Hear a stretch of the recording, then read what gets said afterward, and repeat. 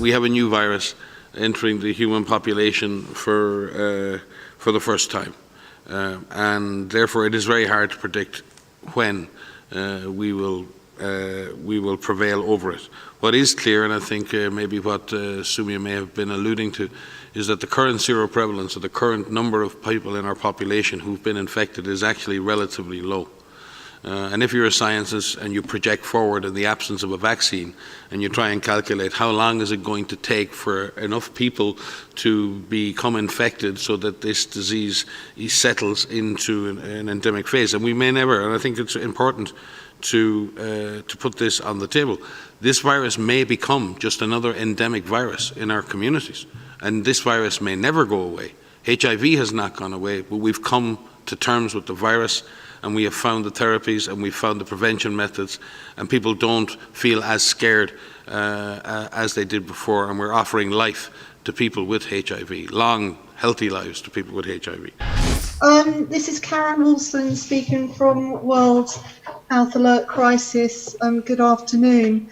I'd like to ask you, what are the risks, do you think, of the UK having eased lockdown, with people going back to work, public transport quite crowded, and shops starting to open before having implemented a full tracking and tracing system? Or do you think that they have already? Thank you. Thank you, Karen, and we will try to go to Carl as the last question. Sorry, Carl, to you. Okay.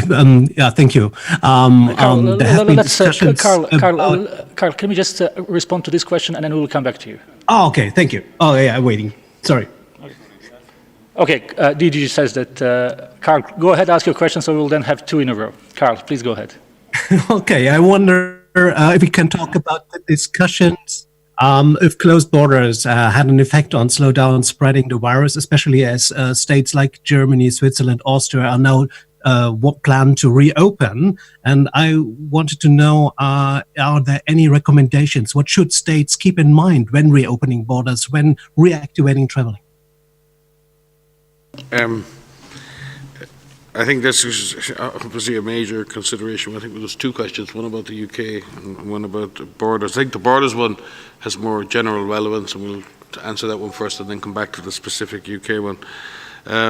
I think there are both land and air borders, and obviously crossing a land border in itself doesn't present a tremendous amount of risk, because the conveyancer is usually a car, so it's a person moving from one zone to the other. And I think a lot of countries now are looking at risk and response equalization. They're looking at other countries and saying, is the risk of disease in your country similar to mine? And is your response comprehensive like mine? So if we exchange citizens or tourists, there's no real difference. If a person from a country that's managing risk well and managing response well can move between countries, then you're not adding any extra risk by moving your citizens between the countries. And in that sense, you see countries in the Baltic, like Latvia and Lithuania, looking at what they call bubble travel zones. I think Australia and New Zealand doing the same. I think countries in the ASEAN are doing the same, and looking at how, and I think that's maybe how travel and trade will return. I'm not an economist and I'm not a futurist, but I think you're going to see countries in the same sub-regions or regions, particularly those with land borders or strong traditional trading or historical links, are going to look for ways to equalize the risk, bring the responses into line, so that they have the confidence of their communities that the risk in that country and the response in that country is very similar to what we have here, and therefore we can move as citizens between. So that's going to take time, but I sense that's the way it's going to happen. Air travel is a different challenge, because air travel can bring people a very long way. And around the world, literally in half a day or a day, and that's going to introduce more complexity for countries as regards the rules they will have for arrivals from far away, and that's going to involve much more sophisticated risk management and risk reduction measures, both in terms of which countries can travel to which, and then how the airline process or the travel process is managed. And I think a lot of airlines now, and we're working with IATA, we're working with ICAO on guidelines for how airlines can resume in a safe manner. And that risk has to be managed right the way through the airport process, the travel process, and then the immigration and arrival process. So it's not just being on the plane. It's a long procedure.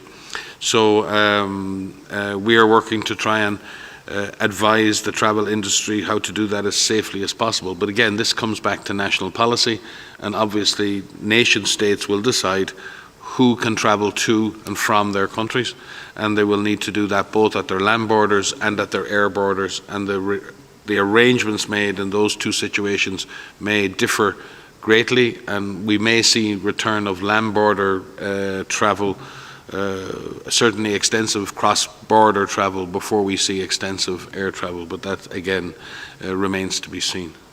And maybe the UK question? Sure, I'll take the first question. So the question was specifically about the UK, but I'm going to answer this question for all countries because this is consistent for every country across the world.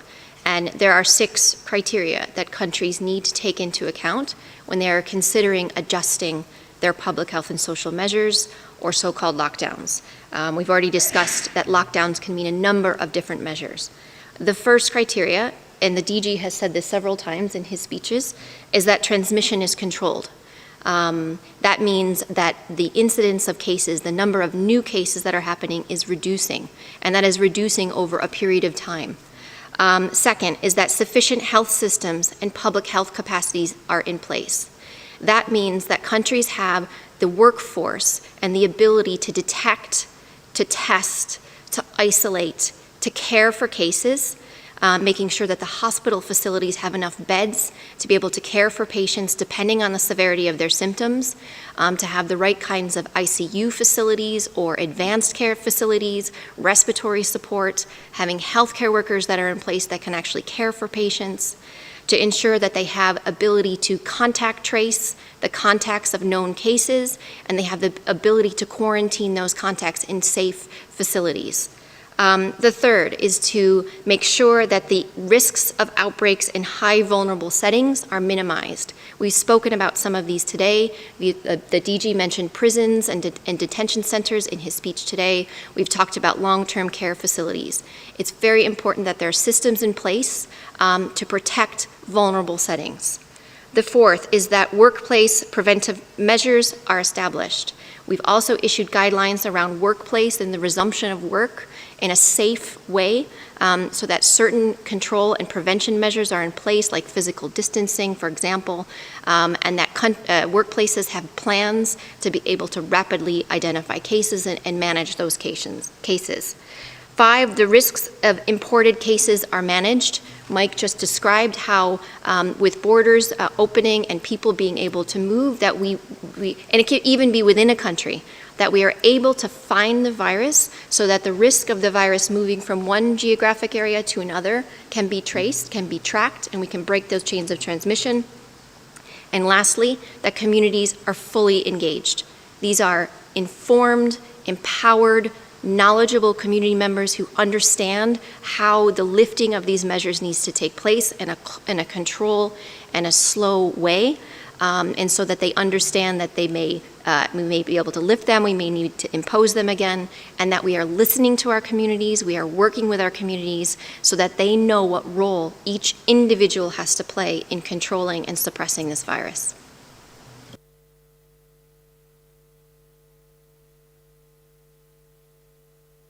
And we will go to the last question for today, and that's Emma Farge from Reuters. Emma? Hey, good afternoon. Another question on the potential longevity of the virus, please. I understand that chief scientist at the WHO spoke today to the FT about us having to, it's going to take 4 to 5 years before the virus is under control. And that seems to me like a sea change in people's expectations, because I think most people think we'll muddle through until there's a vaccine, and that will take 12 months. Is this view of the chief scientist something held widely within the WHO? Thank you.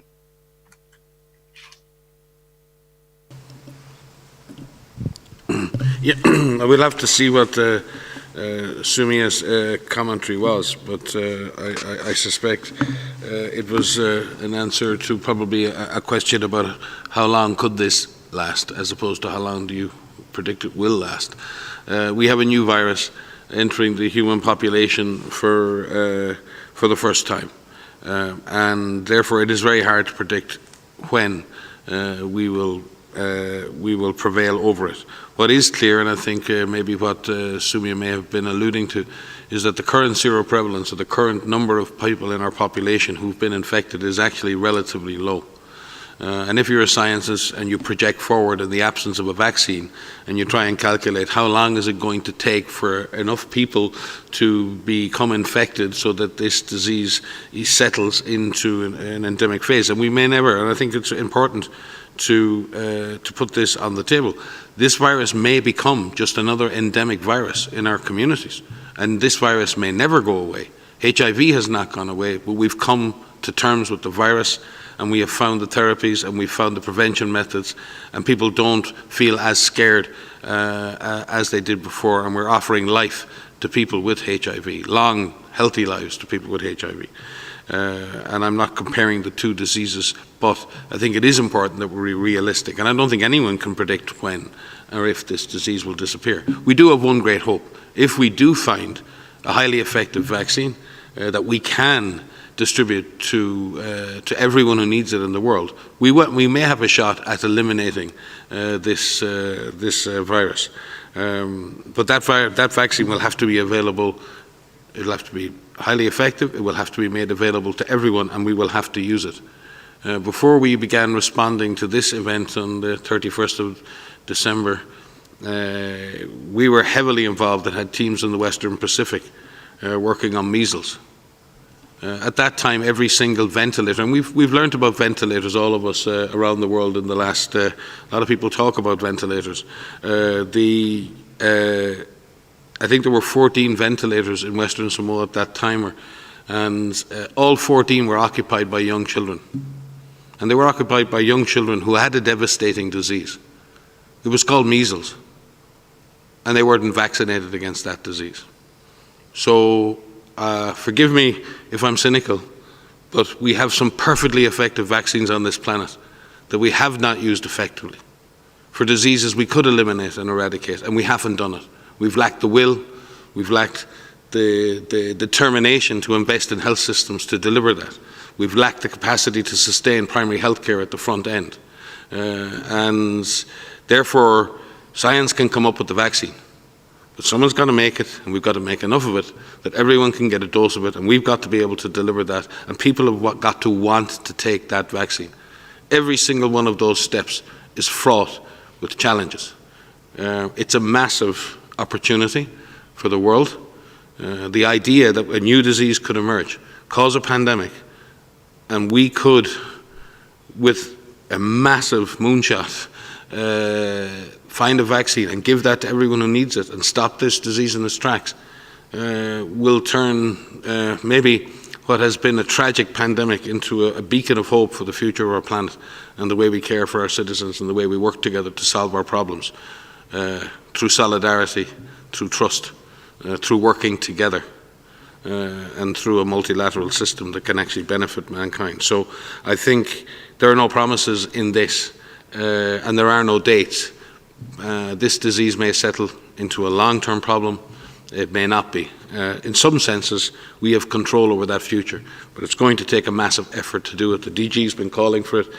He's been speaking, bringing leaders together, trying to drive the issue so that we have access to COVID tools. We believe we have a coalition that can deliver on that, but it's going to need the political, the financial, the operational, the technical, and the community support to be a success.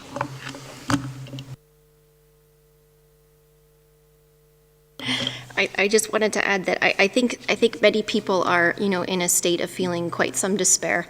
They've been at home for quite some time, and they're going through a very difficult situation. They've had loved ones who have been infected or who have died. But I just want to say that, the trajectory of this pandemic, the trajectory of this outbreak is in our hands. We have seen in a number of countries without medical interventions, and as Mike said, the global community has come together to work in solidarity to accelerate the development of a safe and effective vaccine, and to come together to commit to have access to that safe and effective vaccine when it is available. But we have seen countries bring this virus under control. We have seen countries use public health measures, the fundamentals of public health and epidemiology and clinical care, to bring the virus under control and to suppress transmission to a low enough level where communities can get back to work and communities can open up again. So we can't forget that. I mean, it will take some time before we have the information on these medical interventions, and it's coming. And people are working very hard on that. But this is in our hand, and we are seeing hope in a number of countries, and I really don't want people to forget that.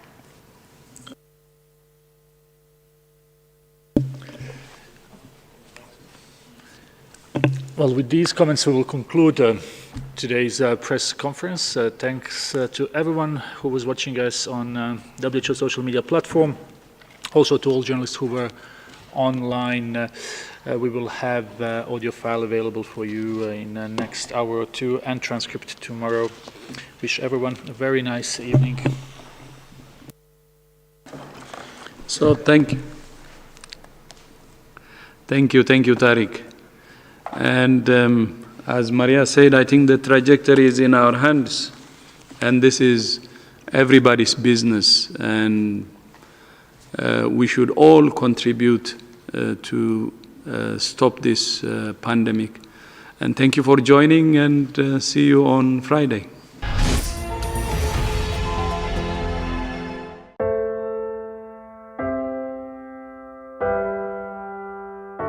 हमारे घरों में भी बच्चे होते हैं जो हमसे प्यार दुलार की आस करते हैं। हमारा भी जीवन साथी है जिसको हमारे ड्यूटी से घर आने का इंतजार होता है। हमारे घर में भी एक बूढ़ी माँ है जिनके लिए आज भी हम ही आंखों के तारे हैं। लेकिन हम हमारे घरों में नहीं हैं। आपकी सुरक्षा में कोई कसर न रहे, इसलिए हम अपने प्रियजनों से दूर हैं। हम में से ही कुछ तो अब इतने दूर जा चुके हैं कि वो वापस अपने घरों को लौट भी नहीं पाएंगे। हमें गर्व है कि हमारे कंधों पे मुंबई शहर के नागरिकों की सुरक्षा की जिम्मेदारी है। हमारे जज्बे और बलिदान को व्यर्थ न जाने दे। इस संकट के समय में आप घर पे रहे, सुरक्षित रहे।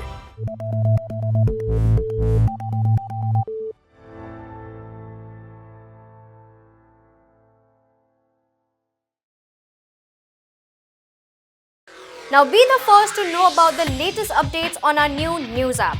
Go on your Android or iOS, search for HW News Network. Download our app, choose the language you prefer to get updates in, and be up to date with the latest news.